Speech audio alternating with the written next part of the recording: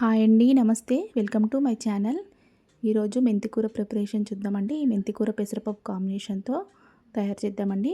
మెంతికూర అంటే ఇష్టం లేని వాళ్ళు కూడా ఇలా ట్రై చేస్తే చాలా టేస్టీగా ఉంటుంది.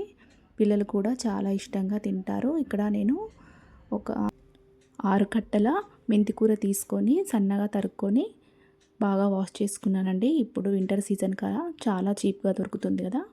ఇక్కడ నేను ఒక బాండీ తీసుకొని దాంట్లో 6 స్పూన్స్ ఆయిల్ వేసుకొని ఆవాలు జీలకర్ర వేసుకొని బాగా వేయించుకోండి. ఇక్కడ ఒక ఉల్లిపాయ, ఒక 2 పచ్చిమిర్చి సన్నగా తరుక్కొని దీంట్లో వేసుకోండి.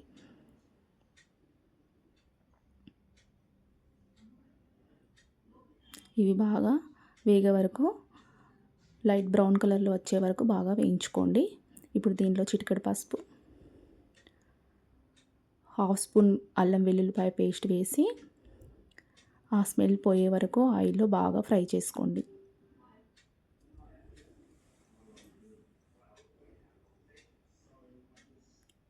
ఇప్పుడు ఇది బాగా ఫ్రై అయ్యాక మనం ముందుగా వాష్ చేసుకున్న మెంతి కూరను కూడా దీంట్లో వేసుకోండి. ఇది ఇప్పుడు ఆయిల్లో ఇలా ఫ్రై చేసుకోండి.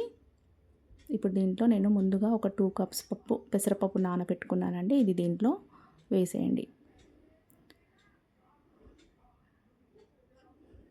ఇలా పెసరపప్పుతో చేసుకుంటే అసలు ఇది చేదుగా కూడా ఉండదండి, చాలా బాగుంటుంది. ఇలా పెసరపప్పు మొత్తం వేసుకున్నాక మూత పెట్టుకోండి. మూత పెట్టుకొని ఒక 2 మినిట్స్ వరకు ఉడికించుకోండి. ఇప్పుడు మూత తీసి చూడండి, కొంచెం మెత్తపడింది కదండి ఆకు. ఇప్పుడు ఒకసారి కలుపుకోండి.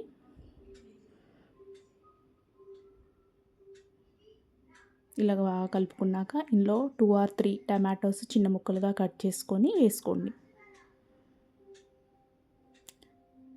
ఇప్పుడు టమాటాలు మెత్తపడే వరకు మూత పెట్టి ఉంచండి.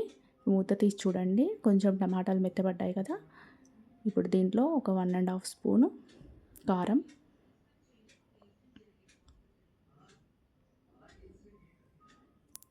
1.5 స్పూన్ ఉప్పు వేసి బాగా కలుపుకొని మూత పెట్టుకొని ఒక 5 మినిట్స్ వరకు మూత పెట్టుకొని ఉడికించుకోండి. ఇప్పుడు దీంట్లో ఒక 2 గ్లాసెస్ వాటర్ కూడా యాడ్ చేయండి. ఈ వాటర్ యాడ్ చేశాక దీన్ని మూత పెట్టుకొని 5 మినిట్స్ వరకు మూత పెడుతూ అప్పుడప్పుడు కలుపుకుంటూ చూడండి. ఇప్పుడు మూత తీసి చూడండి, ఇలా ఒకసారి కలుపుకొని మనకు కూర అయిపోయినట్టేనండి. ఇప్పుడు ఇది ఒకసారి కలుపుకొని దీనిలో కొత్తిమీర వేసుకోండి. కొత్తిమీర, కొంచెం ధనియాల పొడి వేసుకుంటే మనకు కర్రీ ప్రిపేర్ అయిపోయినట్టేనండి. ఇది చాలా టేస్టీగా ఉంటుందండి అన్నంలోకి.